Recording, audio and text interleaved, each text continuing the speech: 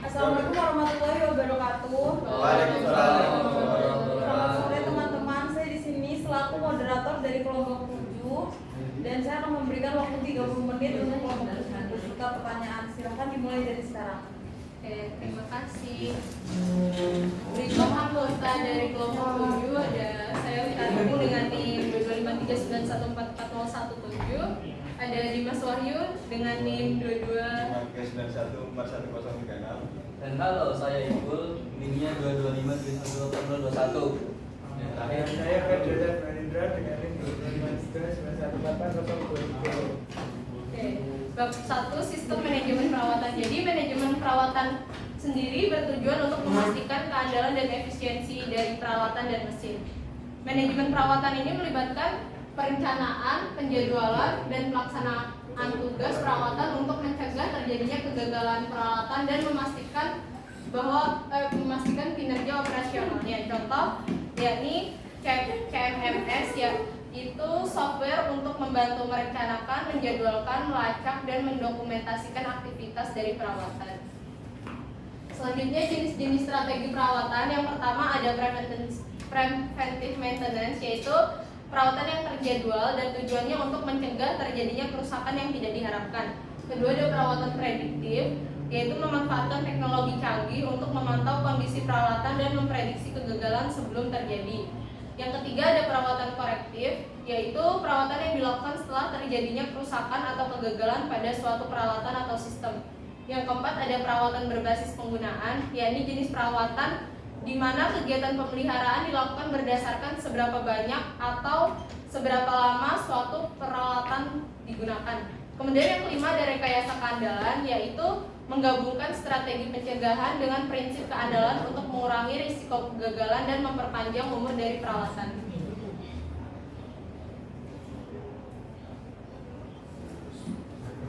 Play dikit ya. Jadi ini contoh dari maintenance alat berat yang digunakan untuk industri pertambangan. Bisa menggunakan mobile aplikasi untuk laporannya. Kemudian ada manajemen bidang spare part untuk mengecek stok real-time-nya. Kemudian ada preventive maintenance juga dengan schedule, work order, dan lain-lain. Kurang lebih seperti itu. Next, pentingnya sistem manajemen di industri. Jadi, manajemen perawatan itu sangat penting untuk mengelola peralatan dan memastikan bahwa efisiensi operasional bekerja dengan baik di berbagai industri.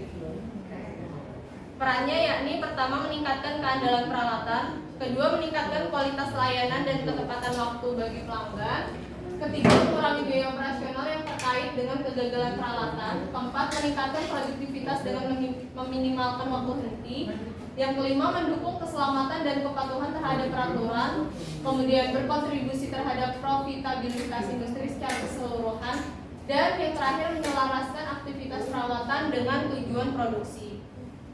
Kemudian tujuan dan ruang lingkup manajemen perawatan.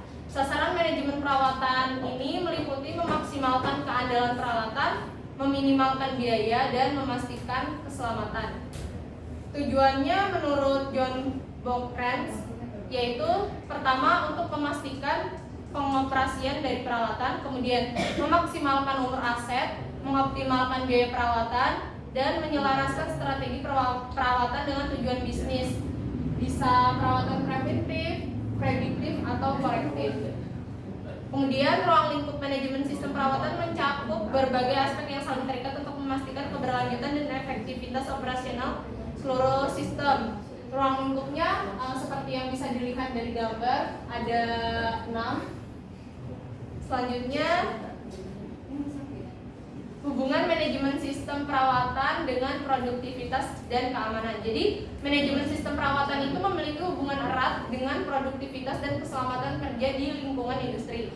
Menurut Kaber et al. 2021 mengungkapkan bahwa aktivitas perawatan ini berkontribusi sangat signifikan terhadap keselamatan kerja, yakni sekitar 10-15% dari seluruh kecelakaan kerja fatal terjadi dalam aktivitas perawatan. Kemudian korelasi antara perawatan yang efektif dengan peningkatan produktivitas dan keselamatan. Yang pertama, perawatan yang efektif itu menyebabkan lebih sedikit terjadinya kerusakan, kemudian lebih sedikit kegagalan peralatan. Perawatan yang tepat juga memastikan lingkungan kerja yang lebih aman. Dan terakhir, praktik perawatan yang konsisten itu mampu menjaga kualitas produk yang diproduksi. Kemudian tantangannya sendiri, jadi di era digitalisasi manufaktur, tantangan utama dalam manajemen sistem perawatan bergeser dari sekadar efisiensi operasionalnya menjadi adaptasi terhadap perubahan teknologi yang sangat cepat. Tantangannya sendiri yang pertama ada keterbatasan anggaran, mengukur efektivitas, resistensi terhadap perubahan, persyaratan tenaga ahli, menyeimbangkan pendekatan perawatan, integrasi teknologi baru, kepatuhan terhadap keselamatan, dan yang terakhir manajemen inventaris. Kemudian peran teknologi dalam pengelolaan sistem perawatan sendiri, yang pertama sistem informasi manajemen perawatan yaitu MMIS, perawatan berbasis kondisi atau CBM, sistem pemantauan kondisi, analisis perawatan prediktif, AI dalam manajemen perawatan, integrasi otomatisasi, peningkatan pengumpulan dan analisis data, teknologi pemantauan jarak jauh, aplikasi IoT, aplikasi perawatan seluler. Kemudian beberapa komponen sistem perawatan. Jadi definisi komponen sistem perawatan sendiri meliputi ada perancangan, penugasan, pemeriksaan, pengawasan bahan, pekerjaan lapangan, dan pekerjaan bengkel.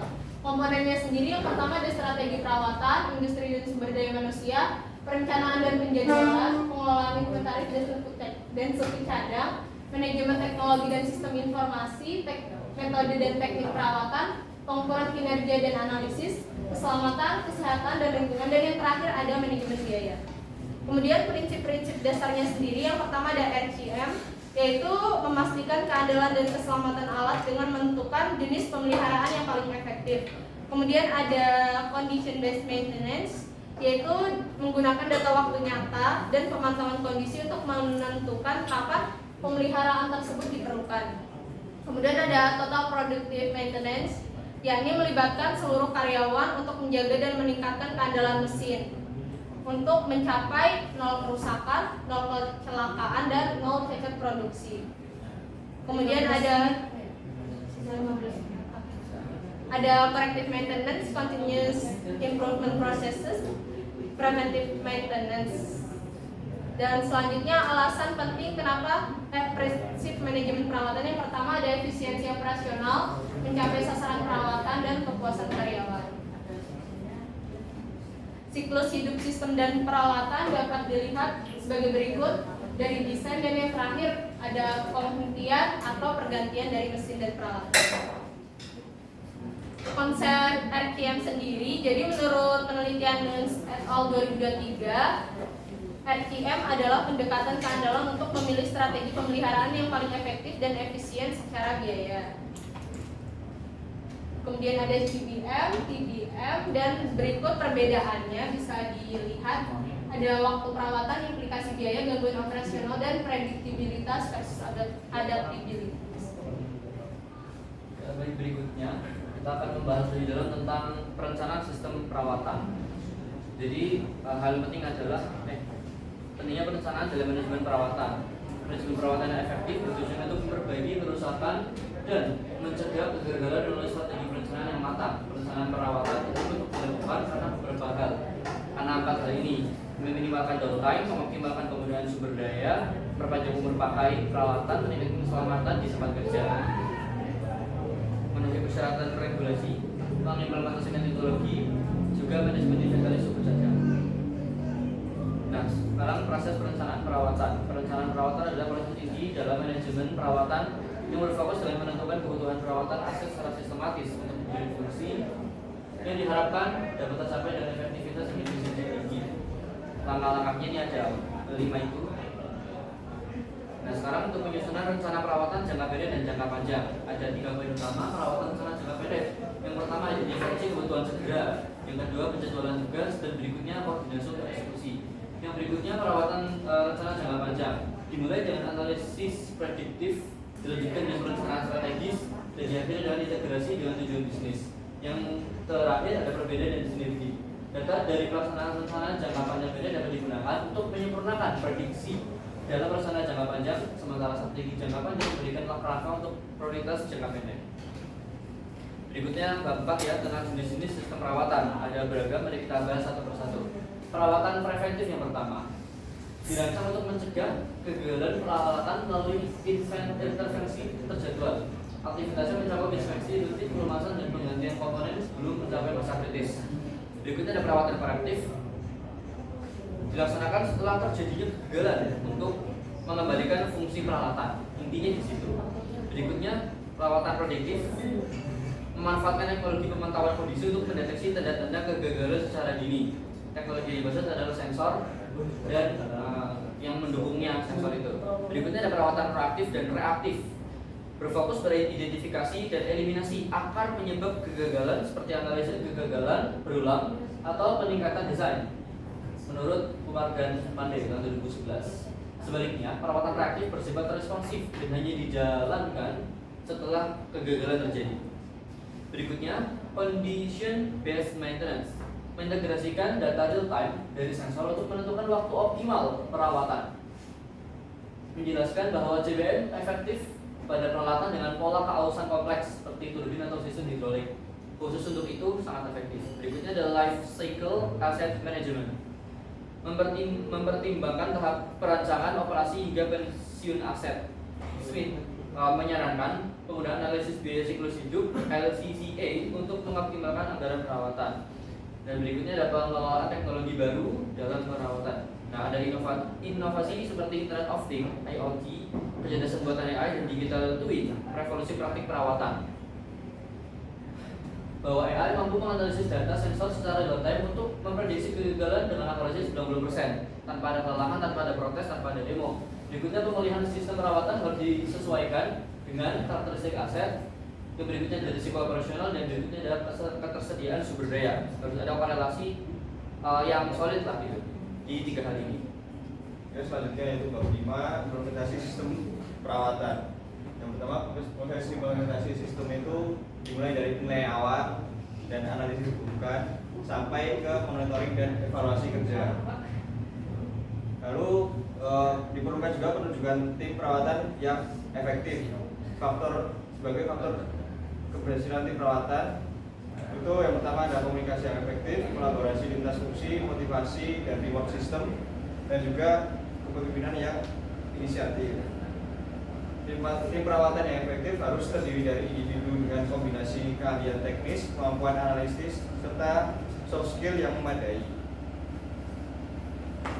Selanjutnya yaitu terdapat SOP dalam implementasi perawatan. Tujuan SOP itu untuk meningkatkan konsentrasitas pelaksanaan tugas, menjalin kualitas dan keandalan aset, meningkatkan efisiensi operasional, dan juga menjamin keselamatan kerja. Lalu selanjutnya yaitu pilihan metode dan teknik perawatan. Metode dan teknik perawatan yang dipilih harus sesuai dengan karakteristik aset, tingkat kualitas operasi, serta tujuan strategis perusahaan.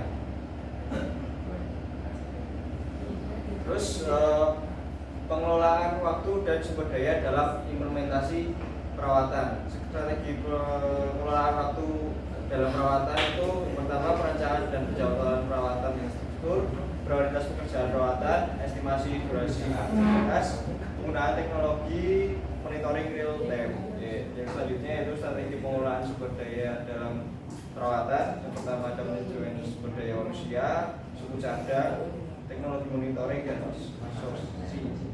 Terus yang ketiga yaitu pemantauan dan evaluasi kinerja waktu dan sumber daya yang dilakukan dengan menggunakan KPI.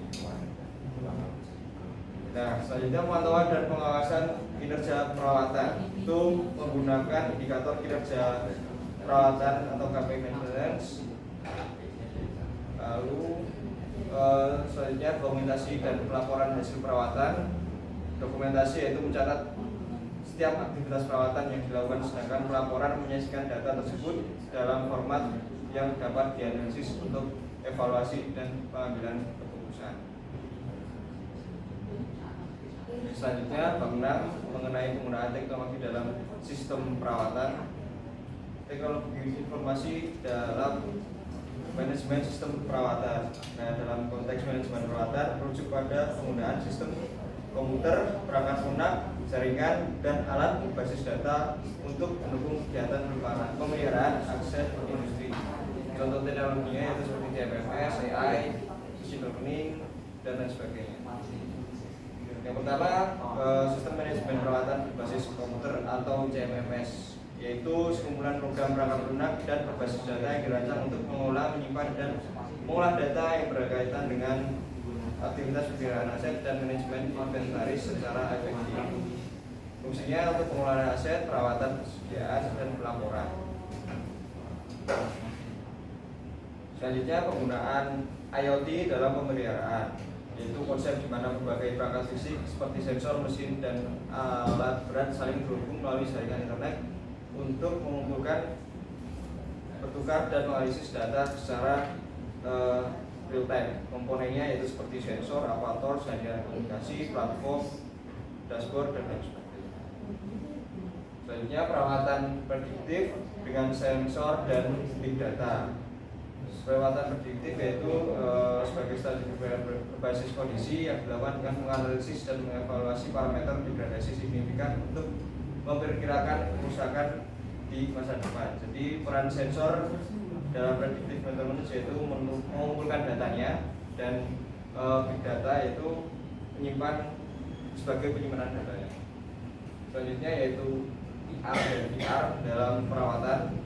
VR adalah teknologi yang memperkaya dunia nyata dengan menambahkan elemen digital seperti teks, gambar, atau animasi yang dihasilkan komputer secara real time. Sedangkan VR itu teknologi yang menciptakan simulasi lingkungan digital sepenuhnya yang memungkinkan pengguna berinteraksi dengan dunia virtual.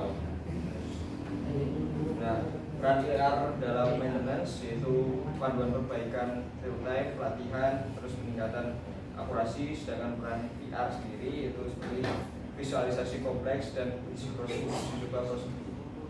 Selanjutnya, keamanan dan keandalan dalam teknologi perawatan.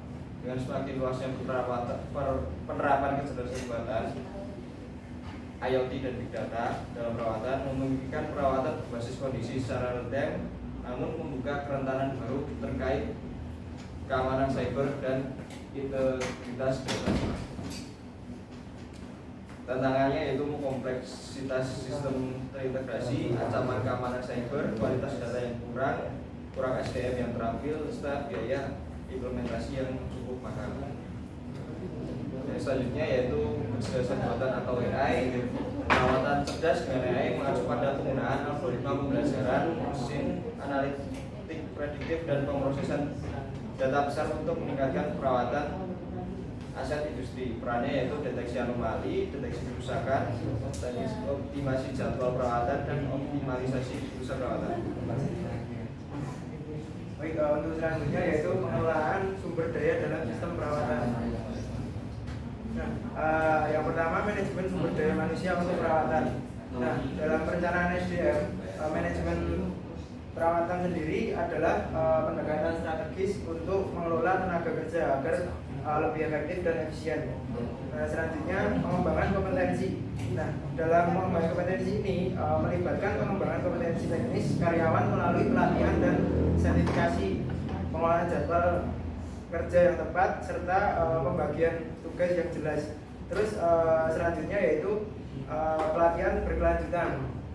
Nah, dalam pelatihan dan pengembangan keterampilan menjadi strategi investasi yang harus dilakukan secara berkelanjutan, termasuk pelatihan teknis dan soft skill.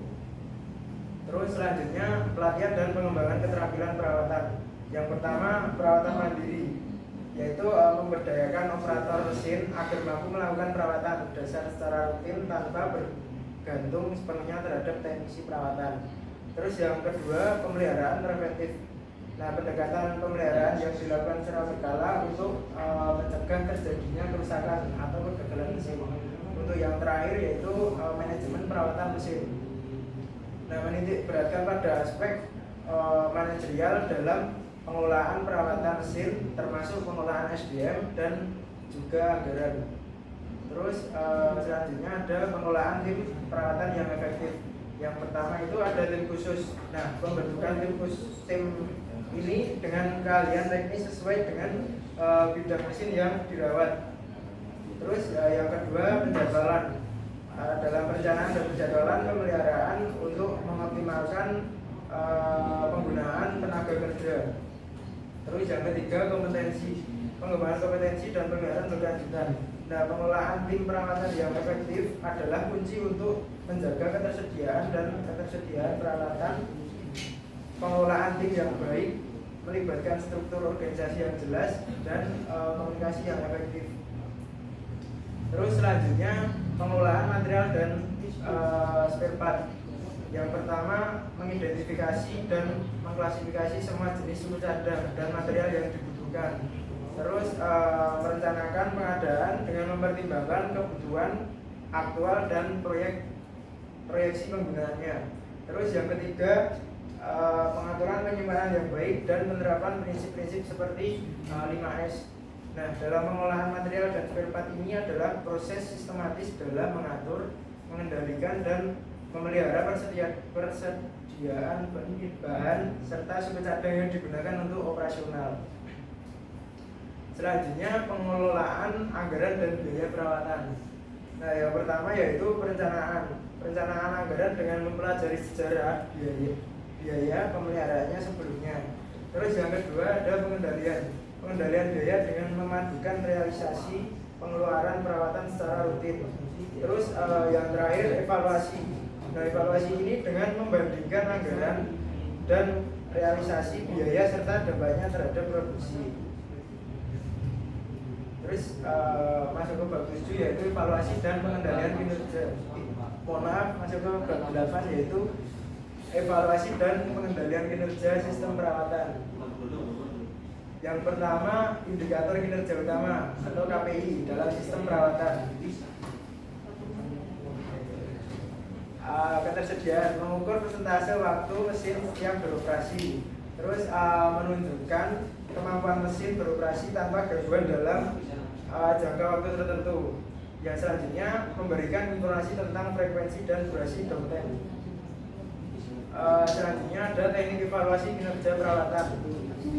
Yang pertama itu mengukur kinerja perawatan secara komprehensif dari aspek administratif hingga biaya. Terus fokus pada ketersediaan mesin, kinerja produksi dan kualitas output. Terus yang terakhir yaitu analisis penyebab masalah untuk menentukan prioritas perbaikan. Selanjutnya ada audit dan inspeksi sistem perawatan. Nah, yang pertama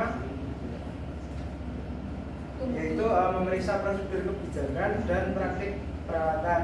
Terus yang kedua, pemeriksaan fisik dan pengujian langsung terhadap kondisi mesin. Terus yang terakhir, mendokumentasikan, yaitu mencatat hasil audit dan inspeksi secara rutin.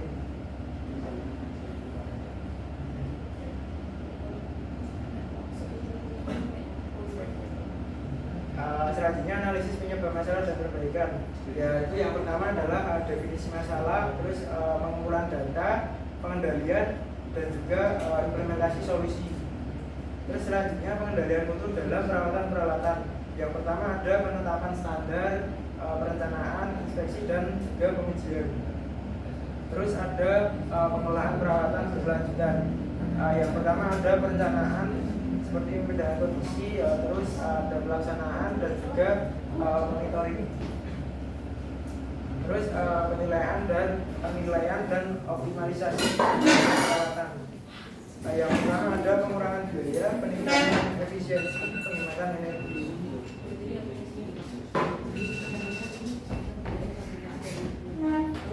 Oke teman-teman, karena waktu penjelasan sudah habis, adakah dari teman-teman yang ingin bertanya? Perkenalan diri dulu. Saya Fandi orang Suara dengan NIM 22534013. Izin bertanya, bagaimana cara yang efektif supaya operator mengetahui cara maintenance dari suatu alat?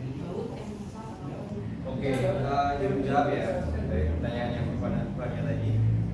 Yang pertama itu dengan menerapkan monitoring otomatis dengan sensor, yaitu dengan memasang sensor pada mesin untuk mendeteksi suhu putaran ataupun yang lainnya, sehingga operator nanti juga bisa fleksibel Yang kedua, notifikasi secara real time yang dikirim langsung ke operator. Nah, itu juga akan memudahkan operator dalam pengoperasian atau mengetahui kejatuhan mesinnya. Terus yang selanjutnya bisa juga menggunakan integrasi CMMS, yaitu dengan menyimpan data riwayat maintenance, menjadwalkan maintenance preventif dan prediktif, dan mengirimkan reminder ke operator dan teknisi sehingga operator dapat melihat status maintenance alat hanya dengan membuka dashboard CMMS. Dan yang terakhir itu bisa melakukan pelatihan atau memberikan pelatihan ke operator untuk mengenali tanda awal kerusakan.